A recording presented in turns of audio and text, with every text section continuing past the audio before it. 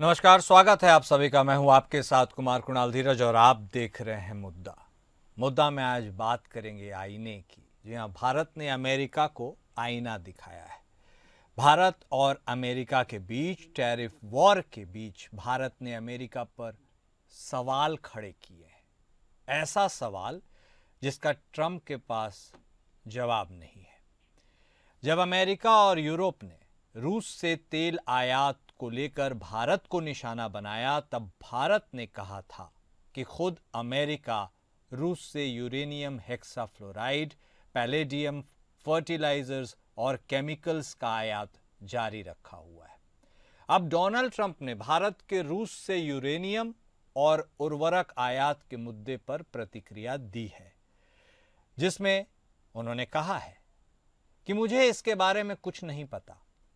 यह बयान ऐसे समय में आया है जब भारत और अमेरिका के बीच व्यापार समझौते पर चर्चा चल रही है। ट्रंप इससे पहले भी भारत के साथ व्यापारिक मुद्दों पर बयानबाजी कर चुके हैं। उन्होंने हाल ही में दावा किया था कि भारत ने रूस से तेल खरीदना बंद कर दिया है, जिसे उन्होंने एक अच्छा कदम बताया था, जबकि अभी तक साफ नहीं है कि भारत ने ऐसा किया है या नहीं। वैसे ट्रंप के बयान की टाइमिंग को महत्वपूर्ण माना जा रहा है, क्योंकि टैरिफ पर मोल भाव जारी है और यह दबाव की रणनीति मानी जा रही है। वहीं डोनाल्ड ट्रंप ने भारत पर अगले 24 घंटे में भारी टैरिफ लगाने की घोषणा कर दी है। उन्होंने ये भी संकेत दिए हैं कि वो टैरिफ 250% तक बढ़ा सकता है। ट्रंप ने कहा है कि भारत अच्छा ट्रेड पार्टनर नहीं है।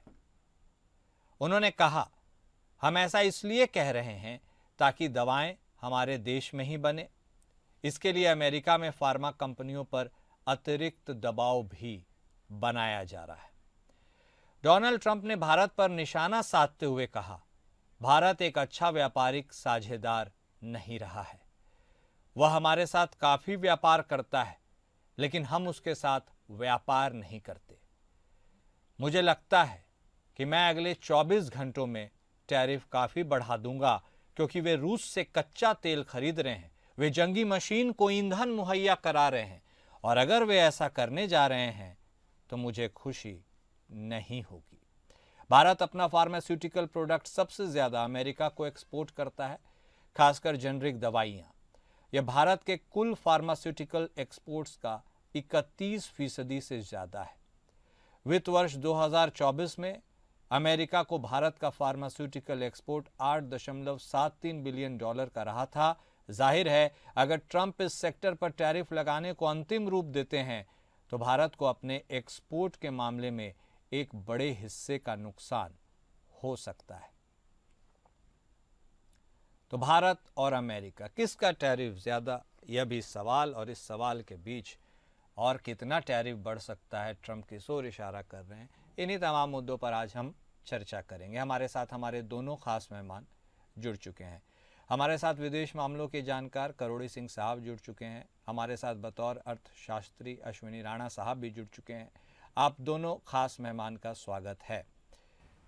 रशिया, इंडिया, अमेरिका, रणनीतिक कूटनीतिक एंगल पर जाएंगे, लेकिन उसके पहले एक बार आर्थिक दृष्टिकोण को समझना जरूरी है। राणा साहब, शुरुआत आज आपके साथ।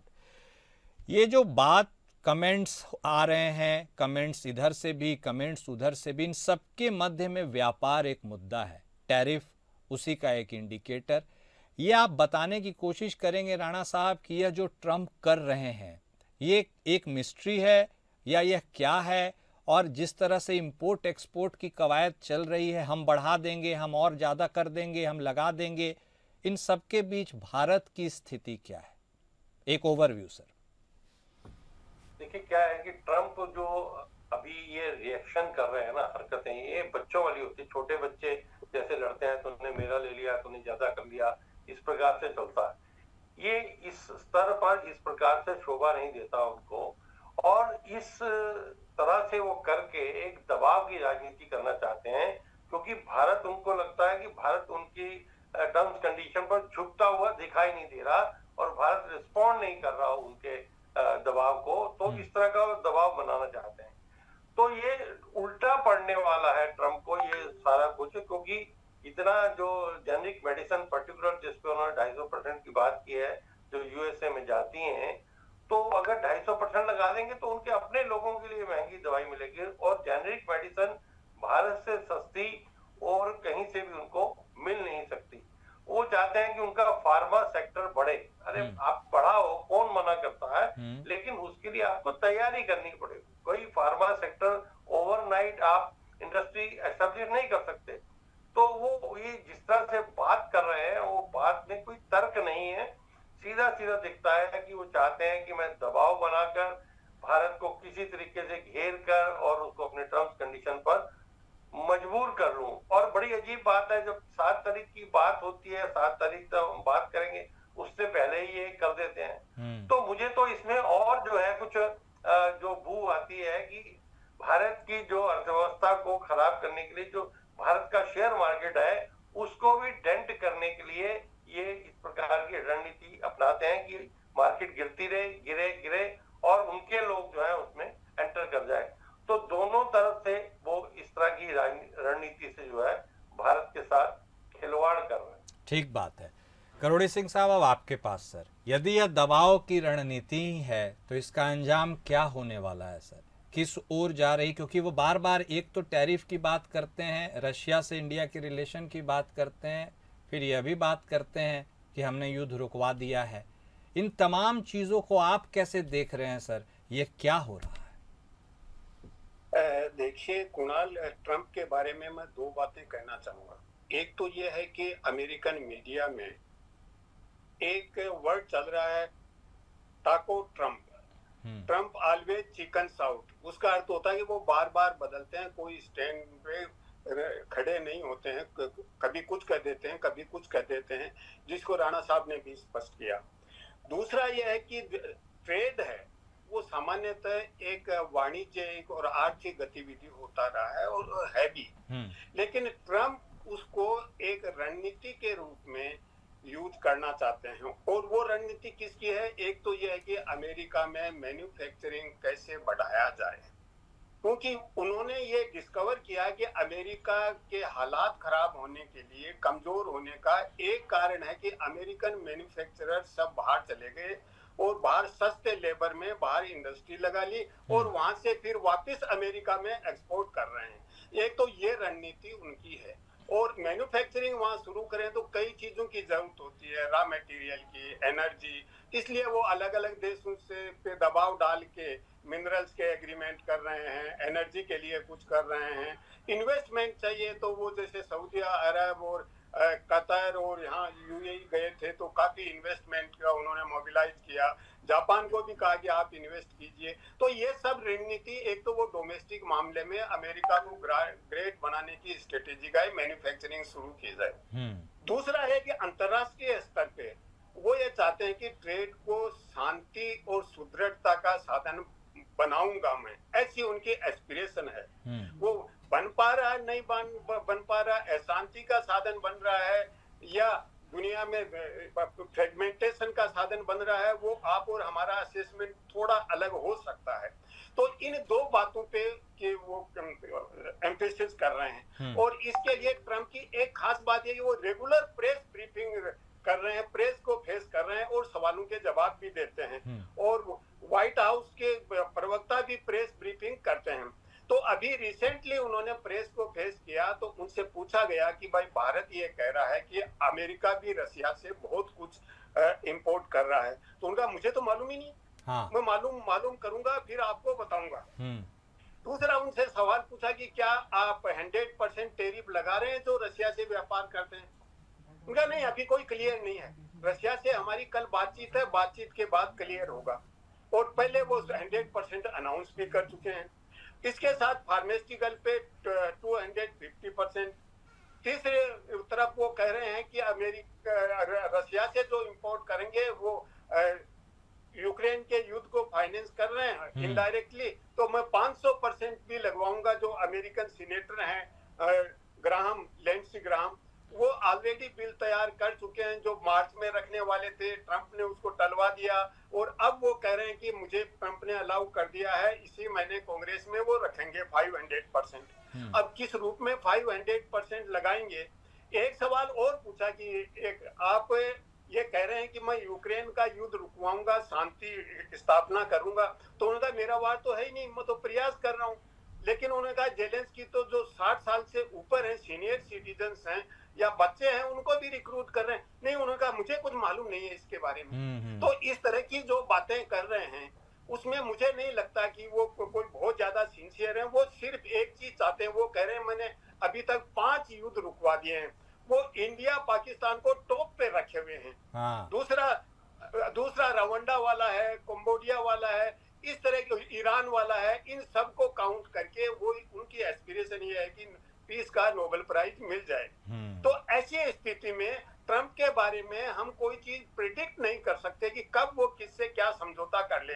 वो कह रहे हैं कि मैंने बहुत से देशों से समझौता कर लिया है, यूरोपियन यूनियन से किया तो यूरोपियन यूनियन में ही डिवीजन हो गया। फ्रांस के राष्ट्रपति हैं, वो बहुत क्रिटिकल हैं कि इससे यूरोपियन यूनियन को नुकसान होगा। और फ्रांस के राष्ट्रपति पहले भी बाइडेन के टाइम में भी कह चुके हैं कि हम अमेरिका के अलाई हैं, वेसल स्टेट नहीं है।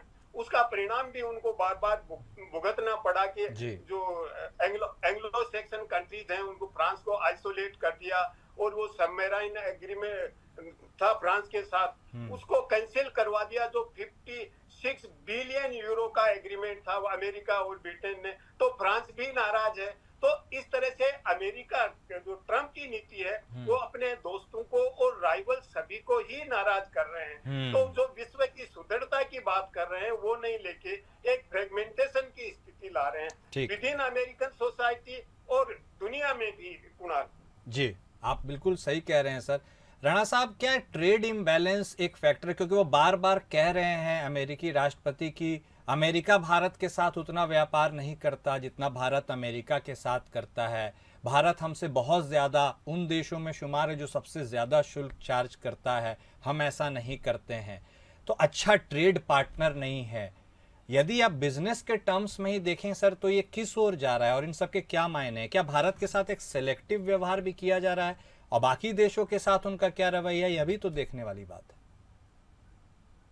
नहीं, बिल्कुल है। देखिए कि भारत जो टैरिफ लगाता है वो पहले से चल रहे हैं, और भारत इसलिए लगाता है कि अपने देश के हितों को जो है वो सुरक्षित किया जा सके उस इंडस्ट्री में। बाकी तो नहीं लगाता। जो हमारी जरूरत है तो उसके ऊपर हम टैरिफ कम लगाएंगे, लेकिन जहां हमारी इंडस्ट्री और हमारे उद्योगों के ऊपर संकट होगा तो हम नहीं करेंगे। तो मुझे लगता है कि ट्रंप को अगर वो ये कहते हैं कि नरेंद्र मोदी मेरे दोस्त हैं या भारत दोस्त है, तो उनसे सीखना चाहिए था व्यापार कैसे। वो बिजनेसमैन जरूर है लेकिन वो अच्छे पॉलिटिशियन या एडमिनिस्ट्रेटर नहीं है। जिस प्रकार से नरेंद्र मोदी ने इस देश में मेक इन इंडिया शुरू करके कंसेप्ट लाकर आज कितना चीजें हम अपने देश में बना रहे हैं, तो वो ओवरनाइट तो नहीं हुआ। पहले बहुत सारे आप देखें कि खिलौनों के लिए चाइना पर भारत डिपेंड होता था, लेकिन आज उसका इंपोर्ट जो है कम हुआ है।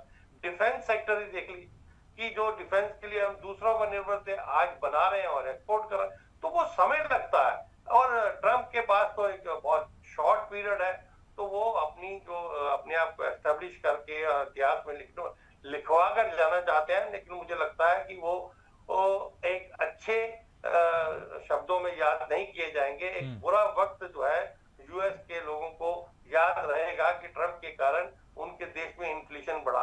अरे आपके ऊपर इतना डेट है, आप उस डेट को कम करने के लिए और तरीके अपना सकते हैं, लेकिन ये नहीं कि आप दूसरे देशों के साथ, भाई आज कोई दादागिरी से आप इस प्रकार करके या डिक्टेटरशिप करके आप लोगों से व्यापार को नहीं कर सकते। व्यापार तो सहमति के आधार पर ही होगा ना, आप जबरदस्ती नहीं कर सकते कि इतने पे हमें दीजिए।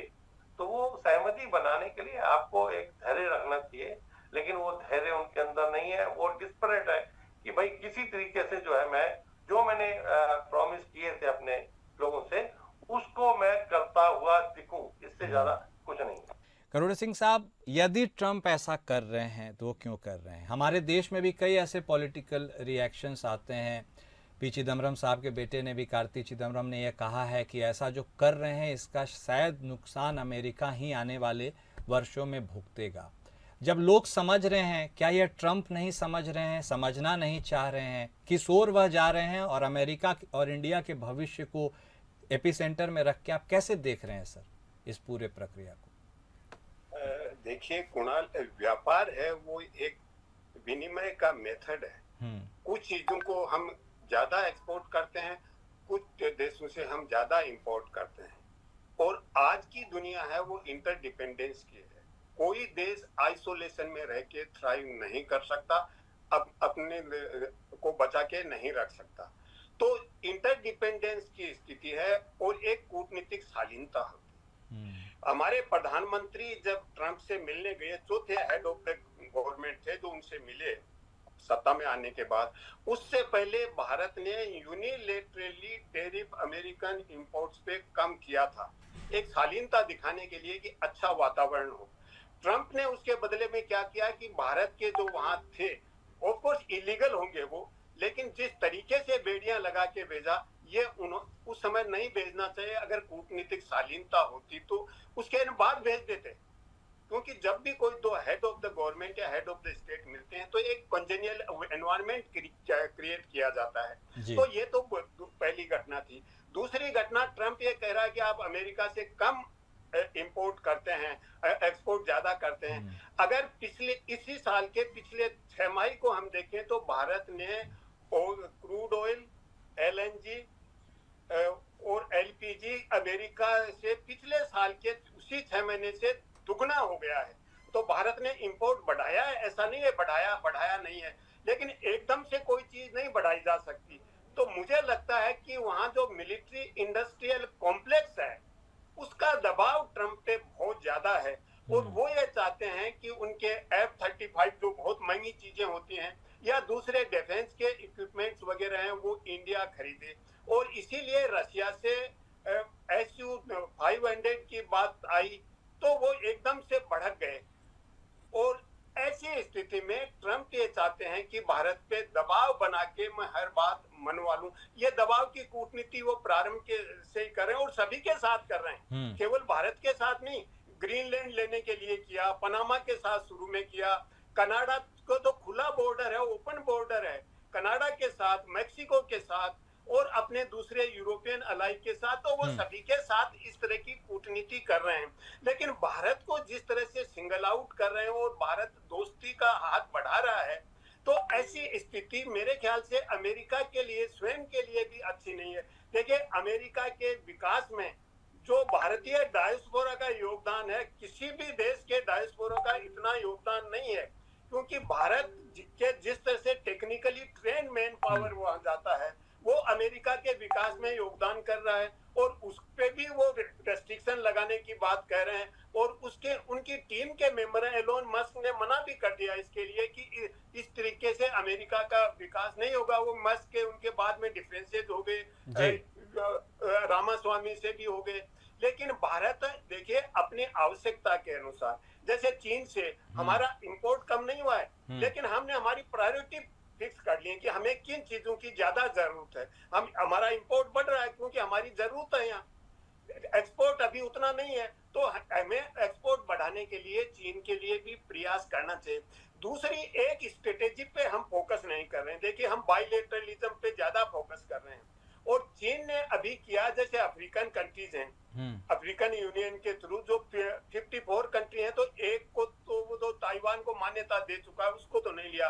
53 कंट्रीज को चाइना में विदाउट टैरिफ अलाउ कर दिया कि आप चाइना में एक्सपोर्ट कर सकते हैं। तो इस तरह से हमें जो ग्रुपिंग्स हैं, इस तरह से उन पे फोकस करके भारत के एक्सपोर्ट बढ़ाने चाहिए। अफ्रीका भी है, लैटिन अमेरिका भी है, और बहुत से मल्टीलेटरल जो ग्रुपिंग्स हैं, तो उनसे एग्रीमेंट करके भारत के एक्सपोर्ट, अगर बाई चांस अमेरिका से और ज्यादा दबाव पड़ता है तो हम डाइवर्ट कर लें। एक अन्य जो महत्वपूर्ण बात है, जो एक्सपर्ट्स कहते हैं कि मान लीजिए अमेरिका से ट्रेड बंद भी हो जाता है तो भारत की जीडी पे 0.2 से 0.3% तक असर पड़ेगा, जो बहुत ज्यादा नहीं है। भारत सस्टेन कर सकता है, इतनी रेजिलियंस अमेरिका भारतीय अर्थव्यवस्था में है।